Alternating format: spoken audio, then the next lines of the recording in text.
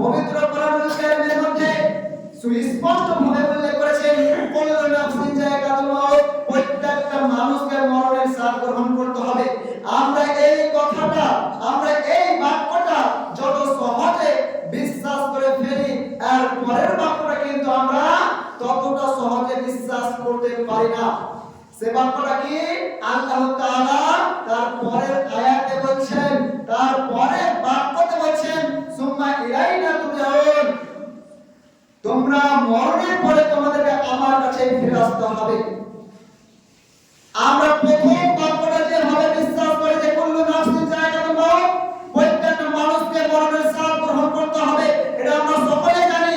যার ভিতরে প্রাণ রয়েছে, যার ভিতরে আত্মা রয়েছে, সকলেই আমরা এই কথা বিশ্বাস করি যে আমাদেরকে মরে যেতে হবে। কিন্তু এর পরের বাক্যে আল্লাহ তাআলা স্পষ্টভাবে বলেছেন, সুম্মা ইলাইনা তুরজাউন, তোমরা মরণের পরে আমার কাছে ফিরে আসতে হবে। এই কথাটা কিন্তু আমরা বিশ্বাস করি না। যদিও আমরা মুখে বিশ্বাস করি, কিন্তু অন্তরে আমরা এই কথাটা বিশ্বাস করি না।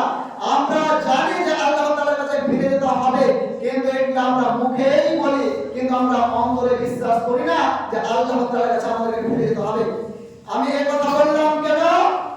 আমি আপনাদের কয়েকটা কথা বলি, তাহলে স্পষ্ট হয়ে যাবে। আমার এই কথা বলার উদ্দেশ্য হলো, সুম্মা ইলাইনা তুরজাউন, তোমরা আমার কাছে ফিরে আসবে।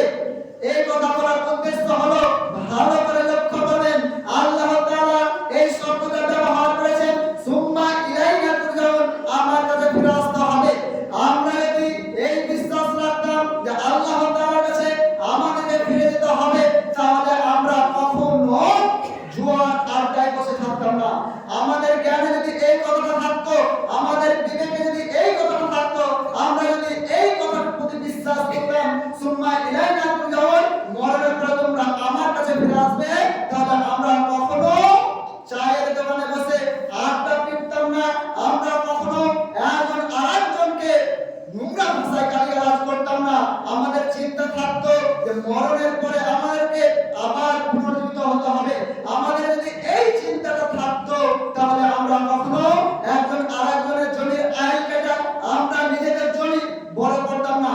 আমাদের যদি এই চিন্তাটা থাকতো, সুম্মা ইলাইনা তুরজাউন, মরণের পরে আমাদেরকে আল্লাহ তাআলার কাছে ফিরে যেতে হবে, এই চিন্তায় যদি আমরা চিন্তিত থাকতাম, তাহলে আমরা সর্বদা জাহান্নাম নিয়ে ভাবতাম। আমরা সর্বদা কিভাবে জান্নাতে প্রবেশ করা যায় এই বিষয় নিয়ে ভাবতাম। আমরা কখনো কোনো মানুষকে দুঃখ দিতাম না। আমরা কখনো কোনো মানুষকে খারাপ ভাষায়, নোংরা ভাষায় গালিগালাজ করতাম না। আমরা কখনোই সুদ ঘুষ খেতাম না। আমরা কখনোই জিনা ব্যভিচারে লিপ্ত হতাম না। আমরা কখনো কোনো মানুষকে অকট্ট ভাষায়, নোংরা ভাষায় গালিগালাজ করতাম না। যদি আমরা এই বাক্যটাকে মেনে নিতাম, যেমন ভাবে আমরা এই বাক্যটাকে মেনে নিয়েছি, কুল্লু নাফসিন যায়কাতুল মাউত, এই বাক্যটা আমরা যত সহজে মেনে নিয়েছি, এত সহজে যদি আমরা এই বাক্যটা মেনে নিতাম, সুম্মা ইলাইনা তুরজাউন, অথবা তোমাদেরকে আমার কাছে ফিরে আসতে হবে, কিন্তু আমরা এই চিন্তা কখনোই করি না যে আল্লাহ তাআলার কাছে আমাদেরকে ফিরে যেতে হবে। আল্লাহ তাআলার কাছে কি আমাদেরকে সকল কিছুর বিষয়ে জিজ্ঞাসা যখন আল্লাহ তাআলা আমাদের করবে, তখন আমরা আল্লাহ তাআলাকে কি জবাব দিব? এই জবাবের ভয় যদি আমাদের থাকতো, তাহলে আমরা কখনো খারাপ ভাষায় মানুষকে গালিগালাজ করতাম না। আমরা কখনো হারাম খেতাম না। আমরা কখনো আমাদের ছেলে মেয়েদেরকে উলঙ্গ অবস্থায় বাজার ঘাটে পাঠাতাম না। আমরা কখনো আল্লাহ তাআলার এই ব্যাপারে যদি আমরা মেনে নিতাম, তাহলে আমরা ভালো হয়ে যেতাম। কিভাবে জান্নাত পাওয়া যায়, কিভাবে জাহান্নাম থেকে বাঁচা যায়, এই বিষয় নিয়ে আমরা সর্বদাই চিন্তিত থাকতাম। কিন্তু আমরা এই বাক্যটাকে মানি না। এই কারণে আল্লাহ তাআলা বলেন, আলা ইয়াজুনু আইকান্নাহুম মাবসুম, এই মানুষগুলোকে চিন্তা করে না যারা দিনে রাত্রিতে অন্যায় কাজ করে, অশ্লীল কাজ করে, অকট্ট ভাষায় মানুষকে গালিগালাজ করে, মানুষের প্রতি হিংসা করে, মানুষের প্রতি হিংসা করে, এই মানুষগুলোকে চিন্তা করে না। আলা ইয়াজুনু উলাইকা আন্নাহুম মাবসুম, তাদেরকে মরণের পরে আল্লাহ তাআলার কাছে ফিরে যেতে হবে, তাদেরকে কবর থেকে উঠতে হবে, তাদেরকে পুনর্জীবিত হতে হবে।